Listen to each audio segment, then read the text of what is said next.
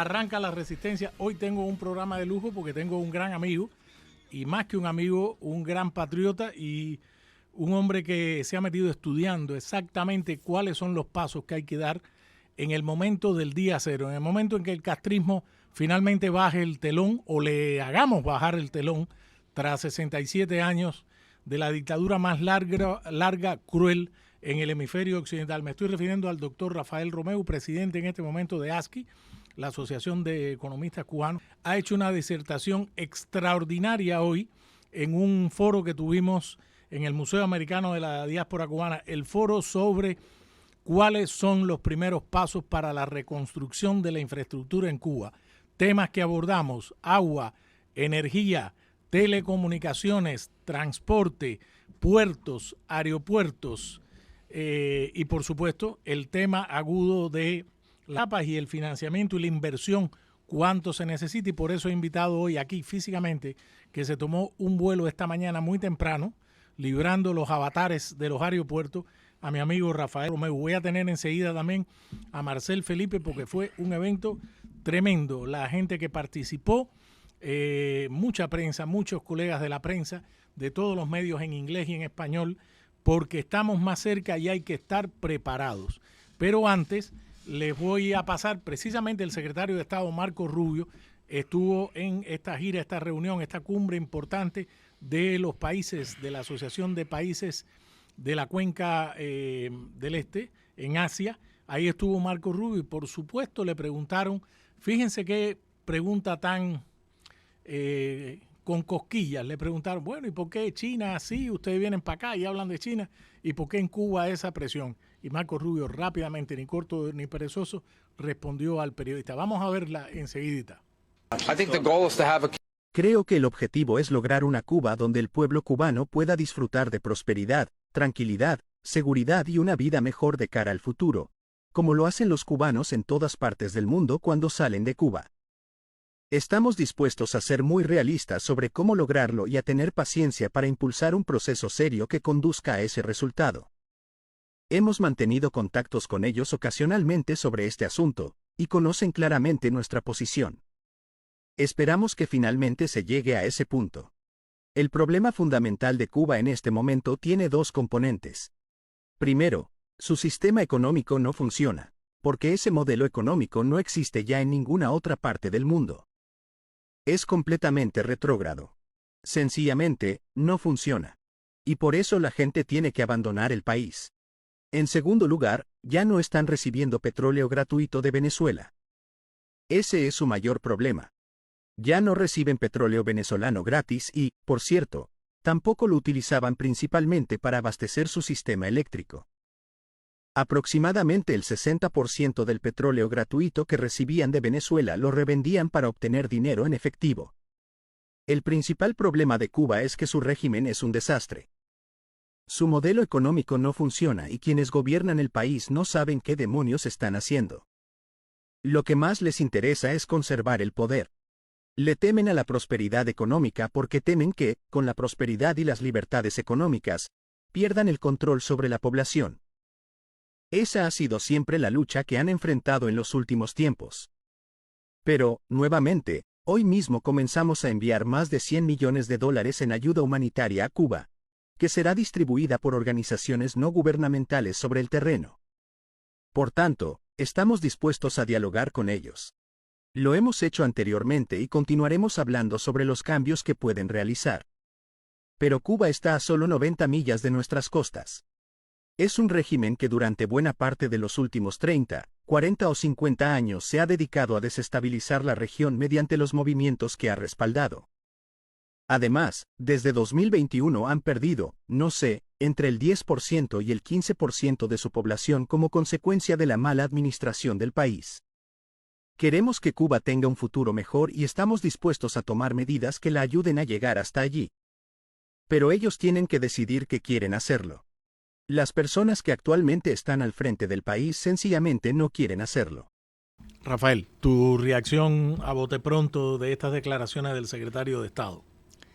Mira, el secretario de Estado, en mi opinión, no podría estar más correcto. Fue un análisis absolutamente... obviamente él tiene que hablar a los medios de una manera en la cual ellos entienden su mensaje, pero su mensaje no podría estar ni más claro ni yo en más a favor, y estoy totalmente de acuerdo con lo que ha dicho, y principalmente te apunto al argumento que yo hice por la mañana, que es el argumento que él está haciendo, es el mismo, es la realidad, es la verdad, que es el siguiente. Cuba ya llegó como diría mi papá, le llegó la confronta, que es la última guagua, para los que no saben, que ya es el último chance que tienen. Ya quemaron al exilio. Quemaron al exilio. Buena en 1959, en 1960. Todo el que se fue de Cuba le iban quitando todo lo que podían. Han abusado de las remesas al máximo posible. Han abusado del costo del celular al máximo posible. Le han sacado el jugo al exilio en cada oportunidad que han podido. Destruyeron a Venezuela. Estuvieron en Angola 15 años. Estuvieron con los subsidios de la Unión Soviética 30 o 40. Es un parásito, es un organismo parasítico, el gobierno cubano. Y su única función, objetivo, es mantenerse en el poder.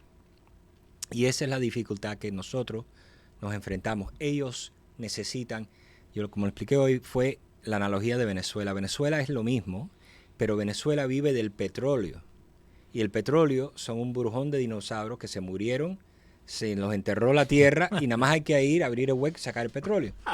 Sí. En Cuba, ese petróleo es la diáspora. Es la diáspora. Eso es lo que les queda. Qué buena analogía. Y no pueden abrir, taladrar ese pozo y sacar esa energía, porque la promesa que tienen que hacer para llegarle a ese capital es no ser lo que han sido por 67 años, que es simplemente exprimir el exilio, exprimir sus propios ciudadanos hasta el punto en que una persona joven que nace en Cuba, su única esperanza es salir del país. Claro.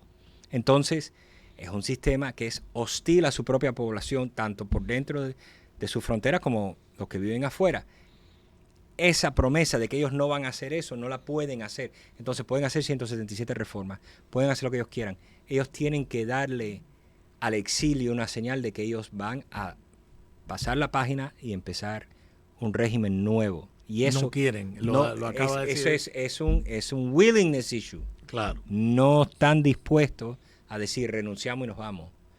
Y como tienen 67 años de track record, de abusar, de historial de abuso comprobado, de abusar de la población, tanto adentro como cada oportunidad que tenían por fuera, tienen la dificultad de cómo tú llegas a un acuerdo. No, vamos a hacer una reforma, pero esa reforma, sabemos, cualquier reforma que hagan, el día que necesiten echar para atrás la reforma, la van a echar para atrás para mantenerse en el poder, como hicieron. De hecho, cuando anunciaron estas 177 reformas, lo primero que dijeron es que estaban más lejos que las del 94. Y mi reacción fue, bueno, pero qué manera qué mensaje estás publicando allí. Si tú dices que esto es igual que el 94, quiere decir que eso va a ser, en 2 años vas a estar igual que el 96 y 97, que echaste para atrás la dolarización, introduciste el CUP, hiciste un trato con Hugo Chávez. O sea, en el momento que tengan un escape, le dan para atrás a todas las reformas y de nuevo otra vez para el castrismo. Entonces, no tienen una habilidad de comunicarse al exilio de una manera en que convenza a nadie que quiere invertir en Cuba y adelantar el proceso de transición a una cosa sostenible de una manera convincente. No lo quieren. Rafael, entrando en materia, este evento que ahorita se nos va a incorporar Marcel, tú hiciste una presentación digamos global, incluso en tu presentación estamos trabajando para que la gente lo pueda conocer, y lo que más yo te comentaba, Rafael, lo que más nos interesa es que el gobierno de los Estados Unidos lo tiene que comprender, es decir, porque hoy se reunió, hay muchos otros, pero parte de la flor y nata de la capacidad intelectual por ramas del exilio cubano. Estaba el doctor Rafael Romeo, estaba la doctora Elena Solo Gabriel, estaba el ingeniero Jorge Piñón. Marcel tiene razón, el hombre que más sabe en el mundo sobre el tema del petróleo y energía y la electricidad en Cuba. Estaba Carlos Penín, el ingeniero sobre transporte. Estaba Willy Bermello y Luis Ayamil, puertos y aeropuertos. Estaba el vicepresidente primero ejecutivo de Mastec sobre el tema de las telecomunicaciones. Me fascinó. Estaba, bueno, Juan Bell. En el caso tuyo, que tú abriste el panel, tú presentaste que me gustaría que compartieras con el público y por eso decía que el gobierno de los Estados Unidos habían representantes allí de la embajada y de otros organismos del gobierno. Entiendan de que hay un trabajo hecho y que no partimos de cero, que esto que hay un trabajo intelectualmente hecho. Yo quiero que la gente comprenda que hay colegas, hay intelectuales, académicos, doctores que han pensado qué es lo que hay que hacer. Y una cosa que dijo Rafael antes de ir a la pausa es que podría parecer algo disparatado, pero no lo es. Partiendo de cero se puede construir todo. El día cero, o sea, ¿qué pasa? ¿Qué es lo primero que habría que hacer? Bueno, mira, si quieres te pongo en contexto un poco como yo vi la presentación mía contra las que estaban allí. Ahí tenías a Jesús de Mastec, tenías toda la lista aquí, tenías a varios ingenieros, tenías a Helena Solo Gabriel, que es la cubana más importante, yo creo, de los Estados Unidos para agua, ingeniería y temas de agua. Estaba Jorge Piñón, como tú dijiste. Hay una serie de gente que cubrían energía, agua, carreteras, telecomunicaciones, aeropuertos, puertos, todos los problemas que tiene Cuba. Transporte, que son problemas de infraestructura. Pero cada uno salía con 8.000 millones, 10.000 millones, 20.000 millones. Y claro, cada uno te tira el número más bajito para echar a andar el sistema, pero en realidad ellos tienen como un nivel 2 y un nivel 3. Claro. Que debe ser el triple de eso, que es lo que quisieras hacer. Si vas a empezar, como se dice, bueno, ya arrancaste la cocina de tu casa, no la pongas otra vez de nuevo, ponla bien, ¿no? Todos los problemas que tenías, arréglalo. Entonces, el gran problema que tiene Cuba es que, y esto me lo han dicho a mí personas incluso muy conocedoras, muy bien informadas, que no, lo único que no conocen es Cuba en sí, conocen el sistema global y la economía y todo. Me dicen, pero es que Cuba es un país pobre. ¿Y por qué? ¿Cómo van a salir del hoyo? Imagínate todas esas necesidades que tienen. Y la respuesta es que no. Número uno, Cuba es un país potencialmente muy rico. O sea, yo no he visto a nadie mandándole buques de petróleo a Haití de gratis, como lo hacen los rusos y los españoles. O sea, tienen o los mexicanos, perdón, tienen un valor estratégico muy alto, pero tienen además una apuesta. Todos estos hoteles españoles que ahora se están yendo de Cuba y toda esta gente tenían una apuesta hacia arriba en Cuba. De que yo voy a entrar en el ground floor, en el piso de abajo, y yo voy a ser el primero en entrar, y cuando eso vaya para arriba va a ser el nuevo Las Vegas. Pero depende de dos cosas. Una es que puedan hacer lo que dijimos hace un segundo, que es convencer a la diáspora, a su pozo de petróleo, a que engage, a que se meta en la economía. Y eso es muy difícil hacerlo con el actual régimen, si no imposible. Pero el segundo problema es que los Estados Unidos, que es el socio comercial natural, y les voy a definir muy claramente qué es lo que quiero decir con natural. En la economía uno modela el comercio de la misma manera que uno modela los planetas en el sistema solar. Nosotros somos el tercer planeta de 9 que hay dándole vuelta al Sol. El Sol es el centro de la gravedad y todos los planetas le dan vueltas así en un eje común y ellos mutuamente se ayudan y alan por gravedad al centro. Las economías son igual. Hay una economía grande en el hemisferio occidental, en las Américas, que se llama los Estados Unidos. Y esa economía sirve de ancla para toda la región. Ya.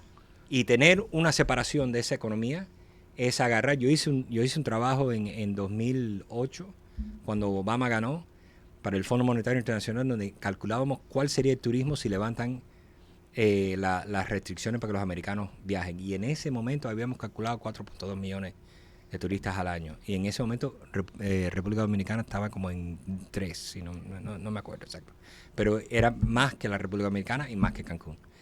Y ese mismo Entonces, número... Cuba es por gravedad y por épsilon, digámoslo así, ya que hablaste del sistema planetario, el satélite natural de los Es Estados Unidos. absoluto, es un socio, es como decir Canadá con quién. Ya, ¿Cuál es el socio comercial más grande de los Estados Unidos? Bueno, los dos más grandes son México y Canadá. claro. ¿Por qué? Porque tienen fronteras comunes. Ya. Y Cuba es casi una frontera común, es la isla más cerca, es la más grande, es el centro del Caribe. Entonces, por ejemplo, a diferencia de muchas partes del Caribe, pero Puerto Rico, para darte un ejemplo, a mí no me queda claro que hay vuelos directos hasta potenciales desde cualquier ciudad de los Estados Unidos a Puerto Rico, porque es lejos. Es lejos. Puerto Rico A es Cuba lejos. sí. A Cuba, si hay a Miami, hay a Cuba. Claro. Entonces, cualquier ciudad, cualquier ruta aérea que le llegue a Miami, le llega a Cuba. Entonces, te das cuenta que hay una apuesta hacia arriba en Cuba. Hay todas estas necesidades de infraestructura que hemos señalado hoy en el evento. En el evento. Y la pregunta es, ¿cómo se paga eso? ¿Cómo tú dices? ¿Cómo Eres va a rico ser? potencialmente, pero tienes esta deuda histórica. Y la crisis humanitaria que tú dices. Y la crisis humanitaria. Bueno, esa fue mi ponencia. Es decir, señores, los Estados Unidos ha diseñado una serie de instrumentos. Ellos no quieren hacer... hay dos problemas. El primero es que el gobierno americano, yo creo que con algo de razón, no quieren entrar a Cuba como entraron en Irak, como entraron en Afganistán, a reconstruir y pagar y pagar y pagar y ver qué es lo que sale. Eso no les dio resultado en dos lugares en el Medio Oriente. Gastaron un brujón en Ucrania. Han gastado en muchos lugares. Y este presidente no le gusta esa estrategia, por X, Y o Z razón. No quieren gastar, si no es algo que es en el interés directo de los Estados Unidos. No quieren entrar en nation building. No quieren, como el ejemplo que di, no quieren... En Irak hubo funcionarios americanos que fueron a Bagdad a construir la bolsa de Bagdad. Eso puede ser bueno a largo plazo, lo que sea, pero no es un objetivo de esta administración. No lo van a pagar. Entonces, lo que quieren pagar es apoyar el sector privado. Y eso es lo que es mi ponencia. Existen los instrumentos, incluso el gobierno americano, que hacen ayuda humanitaria. Eso no lo han parado. Están ahí haciendo... Hoy mismo mandaron asistencia humanitaria a los Estados Unidos, a Cuba. Uno puede decir, bueno, podría mandar más... Uno siempre puede mandar más, puedes mandar más a Venezuela. Todas esas son críticas válidas, pero ellos no han parado de dar asistencia humanitaria a lo largo de toda la Tierra, todo el planeta, porque ellos, por ejemplo, han entrado en muchos acuerdos con países africanos para seguir proveyendo sus programas de salud contra el SIDA y el tuberculosis, AIDS, malaria.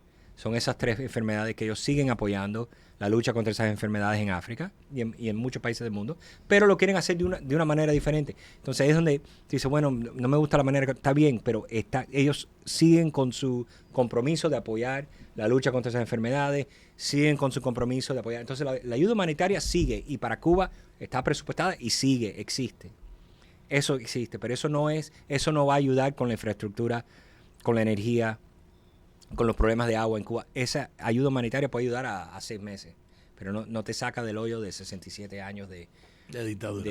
Sí, y de descuido. Porque si fuera una dictadura como la de Singapur, estaríamos hechos. Es una dictadura como la de Cuba. Entonces, no tienen esa capacidad de inversión y no la quieren tener. Quieren que el sector privado entre.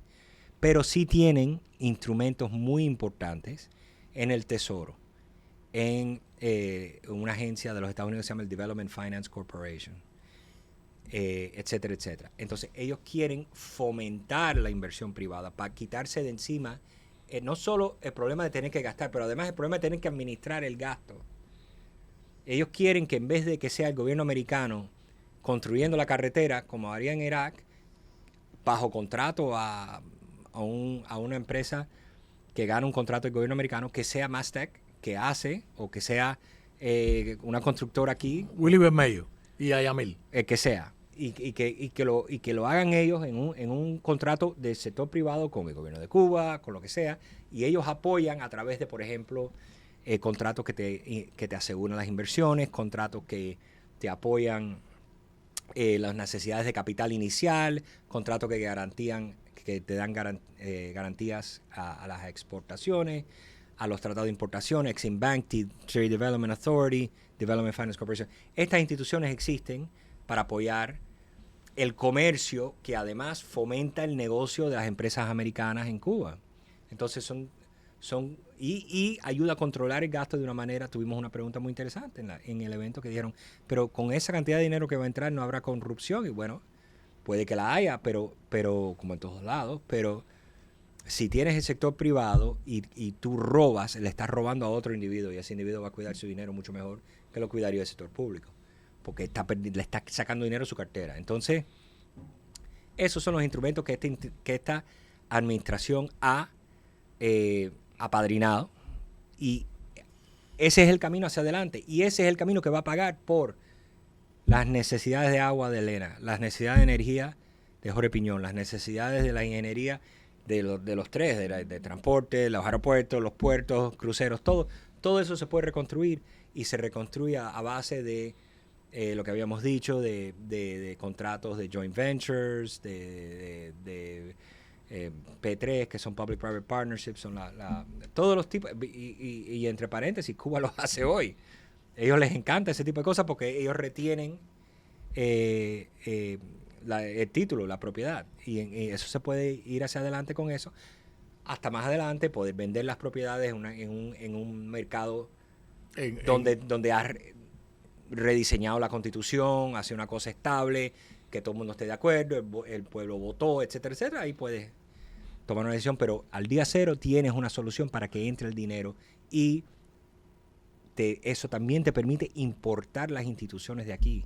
Si tú y yo hacemos un contrato en Cuba y tenemos una disputa, tenemos que ir a un juez cubano que trabaja para el gobierno de Cuba, que por muy decente que sea esa persona, va a tener que responder a los directivos de un gobierno que se ha mantenido en el poder 67 años a través de decisiones arbitrarias que van en contra de los inversionistas. Claro.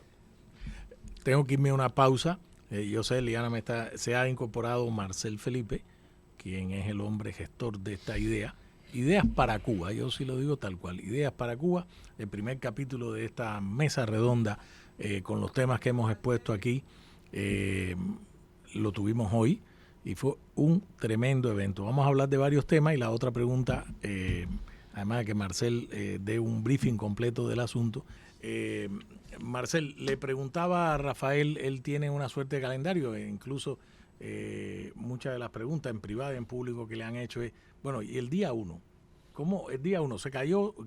Quitamos finalmente esta dictadura atroz, murió Raúl Castro, se fueron para, o sea, todas las posibilidades, se levantó el pueblo, la que sea, se fracturó el régimen. ¿Cómo ayudar a nuestros compatriotas en Cuba en el día 1? Asistencia humanitaria, comida, agua y electricidad. Rafael, esta pregunta la hemos hablado. El día 0, ¿ok? ¿Cómo debería reaccionar el exilio de Estados Unidos? Bueno, mira, hay una cosa, déjame decirlo muy simplemente, hay que escuchar muy de cerca lo que dice el secretario Rubio y el Departamento de Estado, porque ellos van a definir cuál es el día 0. Porque puede terminar siendo una cosa que a nosotros nos parece inesperado, pero para mi gusto yo nunca he tenido esperanza de que va a cambiar Cuba hasta ahora.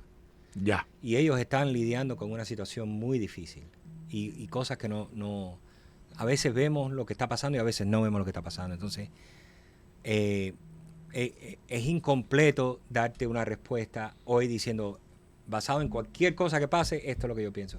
Yo tendría, si el secretario Rubio dice cambió el gobierno, el régimen, tenemos como comunidad que apoyar a nuestro secretario. Es el mejor chance que tenemos.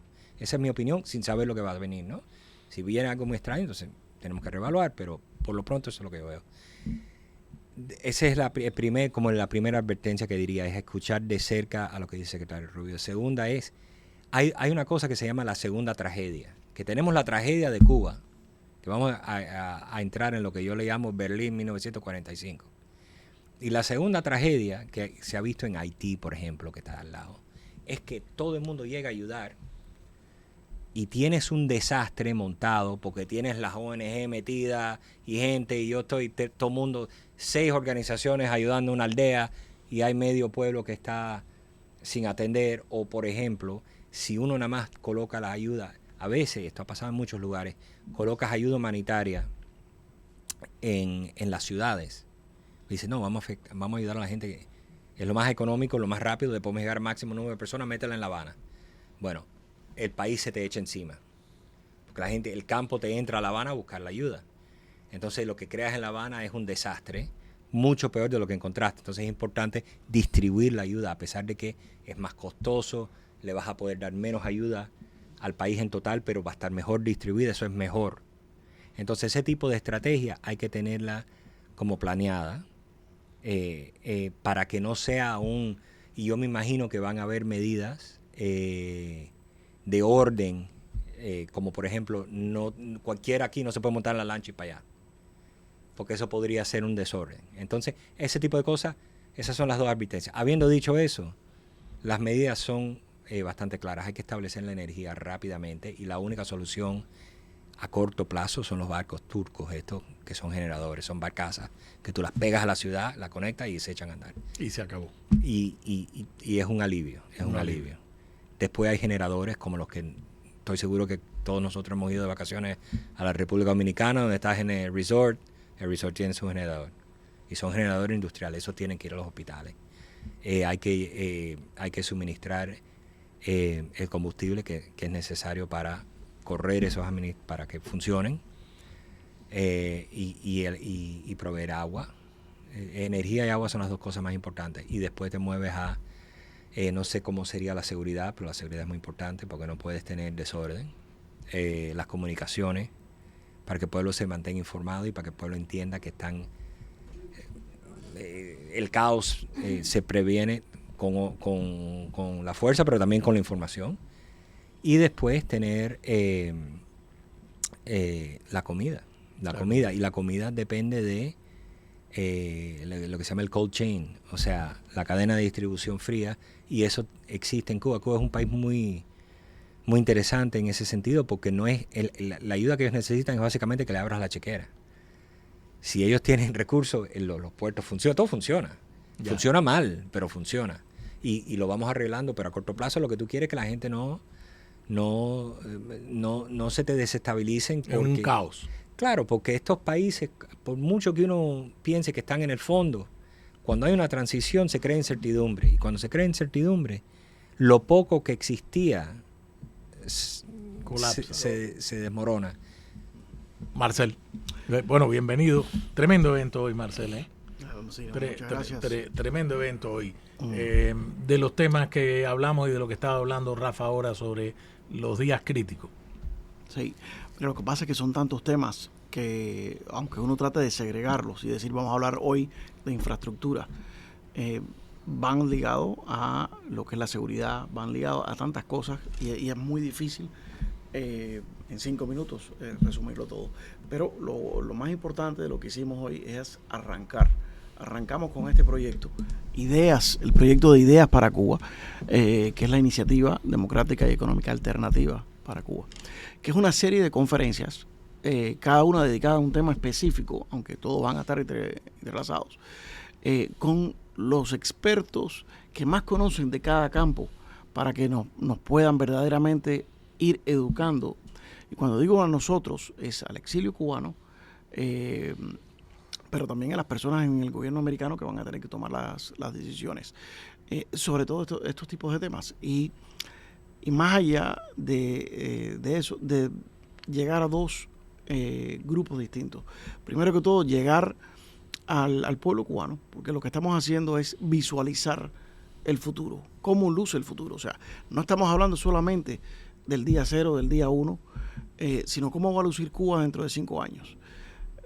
Porque es un incentivo para el pueblo cubano ver y visualizar que va a tener un mejor futuro. Y no solamente para el pueblo cubano que quiere ese cambio, sino también para muchos dentro del gobierno cubano, que no sean los Castros, que no sean los Díaz-Canel, que están en una posición que tal vez pueden ayudar a empujar a ese cambio desde adentro, que la vida va a ser mejor para sus hijos también, que existe un futuro. Y simultáneamente decirle al gobierno americano que Cuba no es Irak. Cuba no es Afganistán. Estados Unidos ha quedado muy traumatizado, el establishment de lo que es seguridad nacional de Estados Unidos con esos ejemplos, pero Estados Unidos ha tenido otros casos históricamente de ayudar a la reconstrucción de países que ha sido extremadamente exitoso, empezando por Cuba en 1902, luego en Alemania y en Japón. En Japón. Plan Colombia. El Plan Colombia. Entonces, Irak y Afganistán creo que fueron bastante distintos, son otra cultura, otra religión y con países que estaban segmentados étnicamente, porque no es lo mismo un musulmán suní a un musulmán islam, chiita. Entonces, también es hablarle a ese gobierno americano que aquí existe un gran recurso. No tendremos petróleo, pero tenemos capital humano. Tenemos la capacidad intelectual y la capacidad económica de reconstruir esa isla. Ahora, habiendo dicho eso,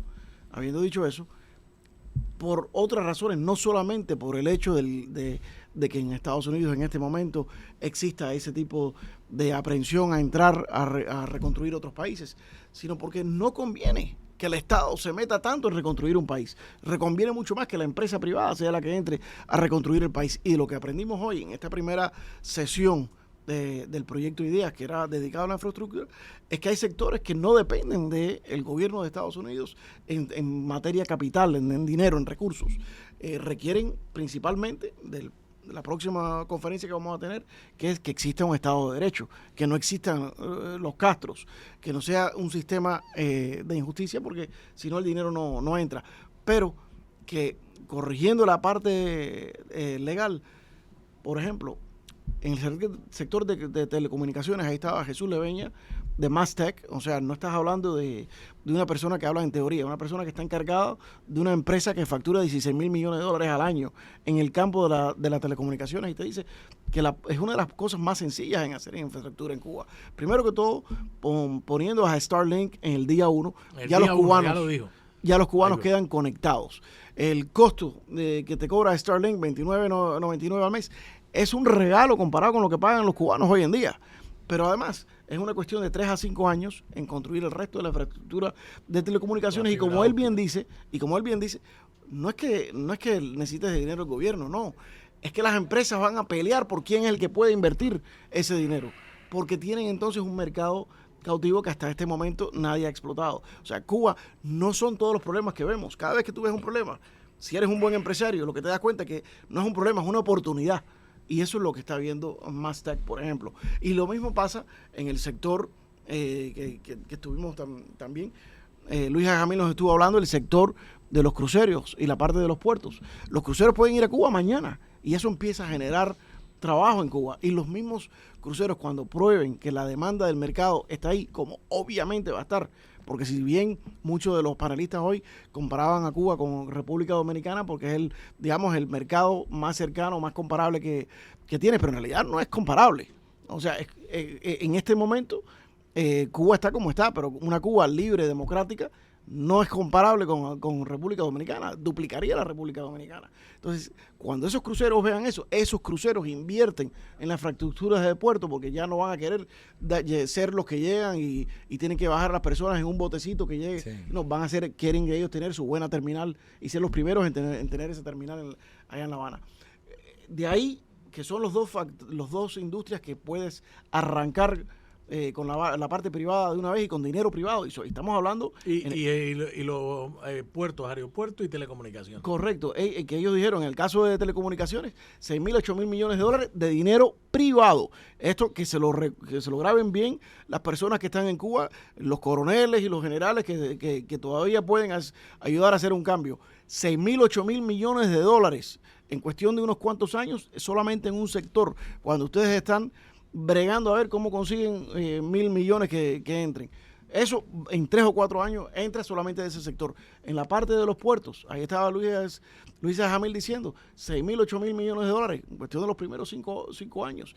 Willy Bermello en la parte de los aeropuertos también. Es más, ya Willy Bermello y Luis Jamil, que son empresarios, están hablando con empresas y fondos de inversión que quisieran estar listos para hacer este tipo de inversión.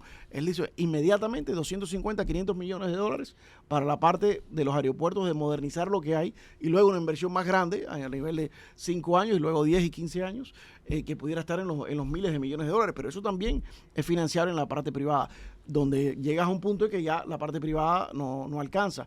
Las carreteras no van a ser todo con dinero privado. Eso, ahí tiene que haber un componente gubernamental. El alcantarillado, la parte de las aguas, eso también tiene que haber un componente gubernamental. Pero no estamos hablando de que hacen falta 100 mil millones de dólares donados por Estados Unidos para sobrevivir la primera semana. No estamos hablando de esa cifra, estamos hablando de un gran componente. Y como dijo Rafa, lo más importante que puede hacer Estados Unidos y lo más probable que haría Estados Unidos por encima de estar donando de dinero, y lo más saludable para Cuba es garantías para que las empresas puedan entrar ahí a hacer ese trabajo. Por cierto, Marcel y Rafael, está aquí presente en el estudio no solo un gran amigo y un gran patriota, sino un hombre que con ese talento que tiene, consultor político, analista, directivo de la Fundación para los Derechos Humanos en Cuba, y que está en toda la sopa. Me refiero a Eric Cartel, que está aquí. Le dije que si quería alar una silla, él dice, déjame aquí. ¿Quién mejor que él hace? Eric, que tiene 26 años. 27, va para 28. 27 y no, pero 27 acumulados de experiencia, Marcel. No, hablas con él y parece que es un profesional de 54, no de 27. Con lo cual te dice algo de las generaciones de exiliados que han venido acá. Ese es el mejor. Y cómo hemos podido transmitir el sentir y la urgencia de hacer este trabajo y de continuar este trabajo. Eric Cartel es una de las personas, de las tantas que conocemos, que va a ser clave en este proceso del que estábamos hablando. ¿Estás de acuerdo, Rafa? Totalmente. ¿Y Yo lo he tú, visto Marcel? yo se lo he dicho, llevar reuniones con senadores americanos. Senadores de departamento de Estado, va, se monta en un avión, viaja para acá, se mete en la casa de no sé quién. Tremendo. Una pregunta importante que les tengo y que todos nuestros compatriotas se están haciendo, Marcel. Nosotros los cuatro aquí presentes y algunos otros colegas, Tony Costa, Iván Herrera, el embajador Otorray, María Huerlao, Sebastián Arcogene, nosotros estamos empujando hacia un mismo carro, unidos. Esto no es un tema de liderazgo. Marcel Felipe ha dicho, él no aspira a nada, ni siquiera es presidente de su casa ya. Vero es la presidenta de su casa. Iván tampoco, pone su capital, Tony Costa también. Te hago la pregunta directamente, Rafael. ¿Tú crees que con esto que estamos impulsando es posible unir tantas voluntades desde el gobierno, de inversionistas, para sacar adelante este proyecto patriótico que tenemos? Sí, yo creo en los casos que hemos visto internacionalmente, donde hay un exilio, una diáspora fuerte, esa diáspora es clave. Estamos hablando de casos como los chinos que vivían en Singapur y en Taiwán, que impulsaron inicialmente la inversión de las revoluciones de los chinos cuando se alejaron de lo que era el socialismo. Vietnam lo mismo, Armenia lo mismo, Israel ha dependido de su diáspora, si la quiere llamar así. Han vendido bonos dentro de los Estados Unidos, de deuda soberana, al detal. Venden $1,000. Golda Meir, cuando exactamente. El tema de la independencia en 1948. Hay caso tras caso donde tú tienes una diáspora fuerte y te levanta así el país, porque es el dinero más familiar, es el que mejor, el que más rápido se mueve para adentro y el que más tiene. Es muy difícil, vamos a decir, maltratar a tu propia diáspora porque tienen gente adentro. Entonces es una ventaja muy grande, y los Estados Unidos somos ciudadanos americanos. Entonces nos amparamos dentro de las instituciones de este país, como ha sido el caso de Helms-Burton y las demandas para las propiedades que fueron confiscadas y ese tipo de cosas. Entonces tienes un instrumento muy fuerte que es el sistema legal de los Estados Unidos, que puede básicamente importarse a Cuba a través de contratos que se adjudican aquí si hay una disputa, que están escritos bajo la ley de Nueva York, si es un título de inversión. Bienes raíces probablemente tienen que estar adjudicados allá, pero los fondos que lo invierten pueden ser diputados aquí, etcétera, etcétera. Entonces hay muchas ventajas muy grandes de tener una diáspora. Hay una diáspora que está muy cerca geográficamente, no está dispersa como sería el caso de Israel, que está todo el mundo viviendo a 2,000 millas cuando mínimo de su... Te lo pongo de esa manera. ¿Tú cómo lo ves, Marcel? Tan cerca que mi hijo, que es aficionado a piloto, tomar un avión y llega más rápido a La Habana que lo que llega a Orlando. Vamos a estar claros del nivel de cercanía. Y otro tema, hablando de la diáspora y lo que tú decías, por supuesto, y hemos hablado de los efectos a mediano plazo de que puede tener la diáspora, pero a plazo inmediato, al día cero que tú te referías, Miguel, la diáspora en este momento representa una de las principales fuentes de ingresos para el régimen. Se han hablado 2.000 y pico millones de dólares. 3.000 millones. 3.000 millones de dólares. De los cuales el régimen se queda con una gran parte de todo ese dinero. O sea, muy poquito entra directamente en la economía cubana. Sale una gran parte de ahí directamente para los bancos suizos y panameños del régimen. Cuando tú quitas estas restricciones, no solamente de parte de los Estados Unidos, sino la autoimpuesta restricción moral que tiene el exilio, que no manda dinero por no ayudar a ese régimen, y se convierta más bien en una obligación moral de ayudar a un país en transición a la democracia. Fácilmente, los estimados es que Cuba el exilio va a estar mandando 6.000, 7.000 millones de dólares. Eso es absolutamente correcto. Que si haces la matemática, estás hablando de 6.000 dólares por persona en Cuba anualmente. Es absolutamente correcto. Y mire, lo puedes ver de una manera muy fácil. Si el costo de mandar $1 a Cuba es 50 centavos, porque ellos se roban un tercio de lo que mandaste, y yo te bajo ese costo a 1 centavo, abarataste. Totalmente.